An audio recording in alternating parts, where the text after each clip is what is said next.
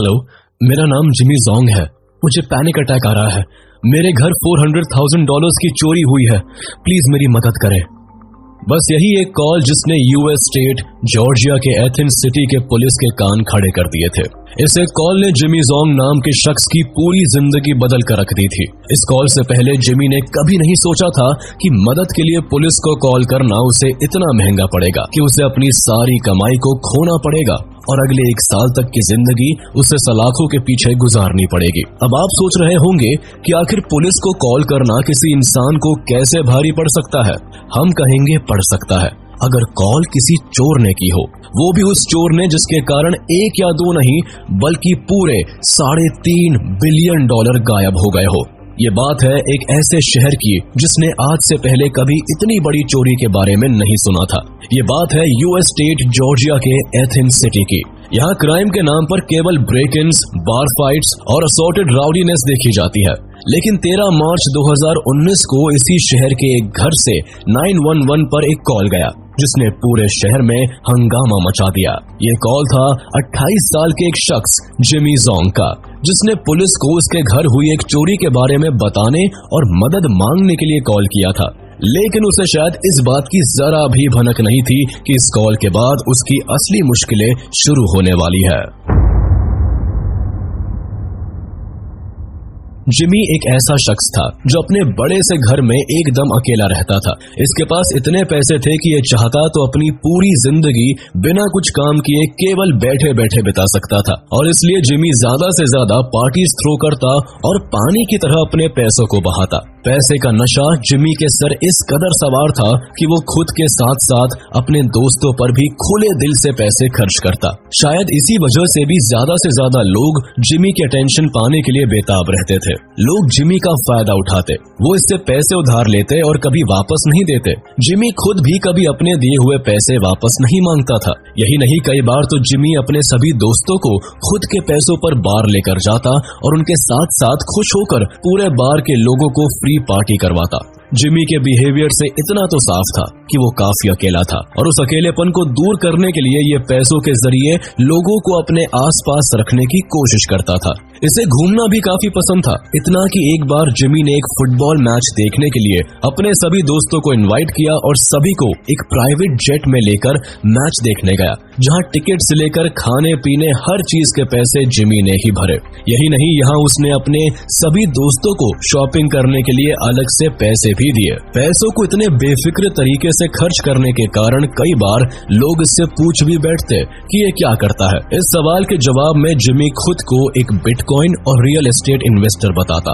पिछले कुछ सालों में जिस कदर बिटकॉइन ने मार्केट में अपना दबदबा बनाया है, उससे लोगों का जिमी की बातों पर विश्वास करना इतना डिफिकल्ट भी नहीं था और लोगों को जिमी से नहीं बल्कि उसके पैसों से प्यार था, जिस कारण कभी किसी ने जिमी की सोर्स ऑफ इनकम पर सवाल नहीं उठाया।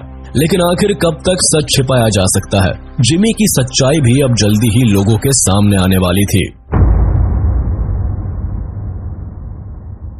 हमेशा की तरह जिमी अपनी पार्टीज के लिए कुछ दिनों के लिए घर से बाहर गया, लेकिन इस बार जब वो वापस आया तो उसे कुछ भी पहले जैसा नहीं मिला। इस बार जिमी ने देखा कि उसके घर में चोरी हुई है।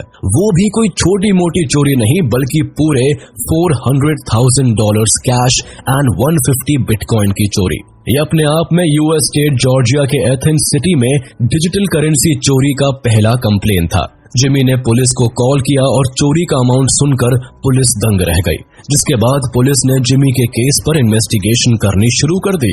लेकिन पुलिस की लाख कोशिशों के बाद भी उनके हाथ चोर नहीं लगा। पुलिस से निराश होकर जिमी ने एक local private investigator robin Martinelli को हायर कर लिया। मार्टिनेली ने केस पर काम करने के साथ ही जिमी को ये बात साफ कर दी थी कि चोरी करने वाला कोई और नहीं बल्कि उसका ही कोई दोस्त है, क्योंकि चोर ने जिस सफाई से चोरी की उससे ये साफ पता चलता है कि वो जिमी के घर के चप्पे चप्पे को जानता है। साथ ही उसे ये भी पता था कि जिमी एक कंप्यूटर एक्सपर्ट है और उसके घर में एक से बढ़कर एक सिक्योरिटी कैमरास इंस्टॉल है। जिस कारण चोर हुडी पहनकर और फेस को कवर करके चोरी करने आया था। मार्टिनेली के पास जब ये केस आया तो उन्होंने बड़ी सावधानी के साथ अपनी कार्रवाई शुरू कर दी। उन्हें पहले से ही शक था कि ये काम जरूर जिमी के किसी खास दोस्त का था, इसीलिए वो जिमी के दोस्तों को फॉलो करने लगी। उसने जिमी के कुछ दोस्तों की कार पर ट्रैकिंग डिवाइसेस भी लगा दिए। मार्टिनेली को ये साफ हो गया था कि जिमी एक सिंपल गाय है जिसे केवल लोगों की जरूरत है, जिससे उसे कभी अकेला महसूस ना हो। केस को सॉल्व करते करते मार्टिनेली को जिमी की एक फीमेल दोस्त पर शक हुआ, लेकिन जिमी इस बात को मानने के लिए तैयार ही नहीं हुआ कि उसके किसी करीबी या दोस्त ने उसे धोखा दिया है। इसके बाद मार्टिनेली इस केस को लेकर किसी खास नतीजे पर नहीं पहुंच सकी। जैसे ही जिमी का केस फाइल हुआ, वैसे ही एक और पुराना केस वहां की पुलिस को परेशान कर रहा था। दरअसल 2012 में सिल्क रोड नाम के एक डिजिटल ब्लैक मार्केट प्लेटफॉर्म से करीब 50,000 बिटकॉइंस की हैकिंग हुई थी। Silk road earliest crypto market places में से ही एक फेमस साइट थी, जहां हर तरह के इलीगल सामान बेचे जाते थे। यहां खरीद और बेच का काम अनोनिमस तरीके से होता है। जब FBI को इस साइट के बारे में पता चला, तब इस साइट के ओनर को FBI ने अरेस्ट कर लिया और सभी बिटकॉइन को सीज कर लिया। लेकिन साइट से चोरी हुए 50,000 बिटकॉइंस के बारे में पता नहीं लग सका। शुरुआत में FBI को लगा कि साइट ओनर ने ही इन बिटकॉइंस को कहीं और ट्रांसफर कर दिया है, लेकिन लाख कोशिशों के बाद भी वो इन बिटकॉइंस की चोरी करने वाले का पता नहीं लगा पाए। बढ़ते वक्त के साथ चोरी किए हुए बिटकॉइंस की कीमत भी बढ़कर $3 बिलियन तक पहुंच गई। पुलिस ने भी वक्त के साथ हार नहीं मानी और लगातार चोरी किए हुए बिटकॉइंस पर नजर बनाए रखी। दरअसल बिटकॉइंस की ट्रांजैक्शन एकदम ट्रांसपेरेंट होती है, जिस कारण इन्वेस्टिगेटर्स करेंसी की लोकेशन को ब्लॉकचेन पर ट्रैक तो कर सकते थे, लेकिन वो उस करेंसी के ओनर की आइडेंटिटी का पता नहीं लगा सकते थे। पुलिस ने करेंसी के ओनर का पता लगाने के लिए सालों इंतजार किया और एक दिन ऐसा आया कि करेंसी के मालिक ने इन्हें दोबारा एक अकाउंट से दूसरे अकाउंट पर ट्रांसफर किया। हैकर ने ये ट्रांसफर इतनी सफाई से किया था कि पुलिस को चाहकर भी उसकी आइडेंटिटी का पता ना लग सके। बट इस हैकर ने एक गलती कर दी जो एक ब्लॉकचेन एनालिटिक्स कंपनी ने पकड़ ली। दरअसल इस बार करीब $800 वर्थ करेंसी का ट्रांसफर करते समय हैकर ने एक एस्टैब्लिश्ड बैंकिंग रूल का इस्तेमाल कर दिया, जिसमें नो योर कस्टमर प्रोसेस यानी KYC को फॉलो करने के चक्कर में हैकर ने अपना रियल नेम और एड्रेस भी मेंशन कर दिया, जिससे फाइनली सालों बाद चोरी हुए बिटकॉइंस के ओनर का पता लगाया जा सके। चोर का नाम सुनकर पुलिस दंग रह गई, क्योंकि ये चोर कोई और नहीं बल्कि जिमी जोंग ही था। वही इंसान जो चोरी किए हुए पैसों की चोरी होने पर पुलिस के पास पहुंच गया। यहाँ जिमी को नहीं लगा था कि डार्क वेब पर इतनी सफाई से काम करने के बाद भी वो पकड़ा जाएगा। पुलिस ने देखा कि जिमी ने अपने घर में चोरी होने के 6 महीने बाद अपनी डार्क वेब ट्रांजैक्शन की है। इस वक्त तक पुलिस जिमी को लेकर श्योर थी, लेकिन वो थोड़े और सबूत इकट्ठे करना चाहती थी, जिस कारण IRS ने देर न करते हुए Athens Clarke County Police Department को कॉल करके कोऑपरेट करने को कहा। IRS एजेंट के पुलिस को कॉल करने के साथ ही दोनों ने मिलकर जिमी के खिलाफ सबूत इकट्ठे करने का एक शानदार प्लान बनाया, जिसके तहत सबसे पहले एजेंट जोडी थॉमसन ने IRS CI special agent Trevor McElhinney और cyber intelligence company Blocktrace के CEO शॉन मैक्रूडर के साथ मिलकर सीधा जिमी के घर जाने की ठान ली। इन सभी का प्लान था कि ये जिमी से उसी के घर हुई चोरी का नाम लेकर उसके घर में एंट्री लेंगे और पूछताछ के दौरान जितने हो सके मुमकिन सबूत इकट्ठे कर लेंगे। अब प्लान के अकॉर्डिंग तीनों जिमी के घर पहुंच गए। यहाँ जाने से पहले इनमें से ही एक एजेंट ने खुद की बॉडी में एक कैमरा फिट कर लिया था, जिससे वो जिमी के साथ हुई सारी कॉन्वर्सेशन को सबूत के तौर पर जमा कर ले। जिमी तीनों को देखकर खुश हो गया और उसे लगा अब उसका चोरी का केस सॉल्व हो ही जाएगा। जिमी ने तीनों इन्वेस्टिगेशन ऑफिसर्स के साथ पूरा कोऑपरेट किया और उनसे साफ कह दिया कि अगर आपने मेरा केस सॉल्व किया तो मैं आपको अपनी पार्टीज में इनवाइट करूंगा। इन्वेस्टिगेटर्स भी जानबूझकर जिमी के साथ ज्यादा से ज्यादा फ्रेंडली हो रहे थे, जिससे जिमी कुछ न कुछ बात करता रहे। इस बीच सभी ऑफिसर्स ने जिमी के घर के डोर से लेकर उसके स्पीकर्स और डॉक तक की तारीफ की। यही नहीं, उन सभी ने जिमी से उसका हाउस टूर करने की भी डिमांड की, जिस पर जिमी ने खुशी खुशी उन्हें अपना पूरा घर दिखाया। कुल मिलाकर जिमी लोनलीनेस का शिकार था, जिस कारण वो हर किसी से बात करने और साथ वक्त बिताने के लिए डेस्परेट रहता था, और पुलिस ने जिमी की इस कमजोरी का फायदा उठाया। हाउस टूर के दौरान इन्वेस्टिगेटर्स ने उसके इनके घर के टाइल्स तक को नॉक करके देखा कि कहीं इनके नीचे कोई सामान तो नहीं छिपाया गया है, लेकिन ये सब बड़े ही मजाकिया अंदाज में किया गया जिससे जिमी को कोई शक न हो। हाउस टूर के दौरान इन्वेस्टिगेटर्स ने जिमी से उसके सभी सिक्योरिटी सिस्टम्स के फीचर्स और कैपेबिलिटीज के बारे में भी जाना। सिक्योरिटी के मामले में जिमी का कोई कंपटीशन नहीं था, क्योंकि उसके घर पर एक फ्लेम थ्रोअर और एक AR-15 राइफल भी मौजूद थी जो कि हाउस वॉल पर लटकी थी। बातचीत के दौरान जिमी सभी से इतना फ्रेंडली हो गया कि उसने सभी को एक मेटल केस भी दिखाया जिसमें वो कभी $1 मिलियन रखा करता था, जिससे लड़कियों को इम्प्रेस किया जा सके। बातों बातों में ऑफिसर्स ने जिमी से उसका लैपटॉप ओपन करके उन्हें बताने को कहा कि आखिर वो कब से इस बिटकॉइन के काम में लगा हुआ है। जिमी ने अपना लैपटॉप खोला, जहां ऑफिसर्स ने देखा कि उसके पास करीब 60 से 70 मिलियन डॉलर्स के बिटकॉइंस मौजूद है। ये देखने के साथ ही ऑफिसर्स को समझ आ गया था कि अब उनके पास इतने सबूत तो है कि वो जिमी के खिलाफ केस तैयार कर सके।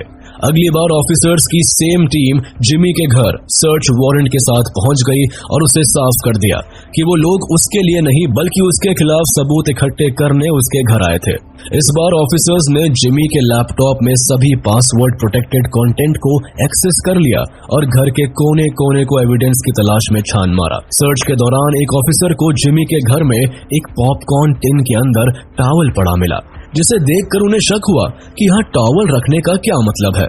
जिसके बाद ऑफिसर ने टॉवल हटाया और उसे फाइनली वो सबूत मिल ही गया जिसकी उसे तलाश थी। टिन के अंदर उन्हें एक चिप मिली। ये चिप बिटकॉइन का हार्ड वॉलेट था जिसमें 50,676 बिटकॉइंस मौजूद थे, जिसका वैल्यू नवंबर 2021 में बढ़कर $3.36 बिलियन हो गया था। जिमी का भंडा फोड़ हो गया और अब वो बुरी तरह से फंस चुका था। उसके पैरों के नीचे से जमीन खिसक गई और चेहरा डर और टेंशन के मारे पीला पड़ गया।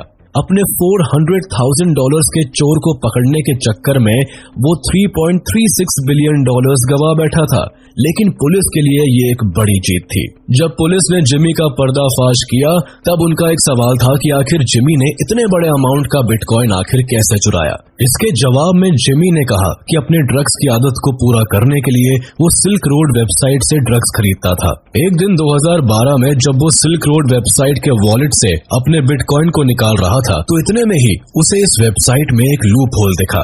इस लूप होल में सेंध लगाकर उसके बाकी यूजर्स के वॉलेट से भी बिटकॉइन निकालना शुरू कर दिया। देखते ही देखते उसने 51,680 बिटकॉइंस अपने अकाउंट में ट्रांसफर कर लिया था। तब सिल्क रोड वेबसाइट के मालिक को इस फ्रॉड के बारे में मालूम पड़ गया, लेकिन उन्हें मालूम था कि वो पुलिस को इस चोरी के बारे में कंप्लेन नहीं कर सकता था। इसलिए उसने जिमी को प्राइवेट मैसेज किया और पूछा कि वो वेबसाइट में किस लूप होल का यूज कर रहा है। इस पर जिमी ने उसे इस लूप होल की जानकारी दे दी और चुराए हुए पैसे रख लिए। हालांकि तब इस मामले ने ज्यादा उछाल नहीं पकड़ी थी, लेकिन जब जिमी पकड़ा गया तब ये केस भी सामने आया। चोरी किए हुए बिटकॉइंस को अमेरिकी सरकार ने जब्त कर लिया और एक ऐसे प्रोसेस की शुरुआत की जिसके थ्रू चोरी किए हुए बिटकॉइंस के विक्टिम्स अपने बिटकॉइंस वापस ले सके। लेकिन हैरानी की बात यह हुई कि कोई भी उन बिटकॉइंस को वापस लेने सामने नहीं आया, जिसका मेन कारण खुद सिल्क रोड साइट थी। इस साइट पर सभी वो लोग काम करते थे जो या तो ड्रग्स या किसी और इलीगल काम के शिकार थे, जिस कारण किसी की पुलिस के सामने आने की हिम्मत नहीं थी। किसी के सामने न आने पर फेडरल गवर्नमेंट ने सभी बिटकॉइंस को बेच दिया और इससे जनरेट हुए रेवेन्यू का कुछ share Athens Clarke County Police Department को दिया गया, जिससे वो इस केस में मदद करने वाले लोकल ऑफिसर्स को अप्रिशिएट कर सके। इसी तरह जिमी जोंग के केस पर फुल स्टॉप लग गया। जिमी के कोर्ट से सजा सुनाए जाने के बाद मीडिया से भी कोई बात नहीं की, लेकिन कोर्ट में उससे पूछने पर उसने बस इतना कहा कि बिलियंस ऑफ डॉलर्स के बिटकॉइंस उसके पास होने से उसे इम्पोर्टेंट फील होता था।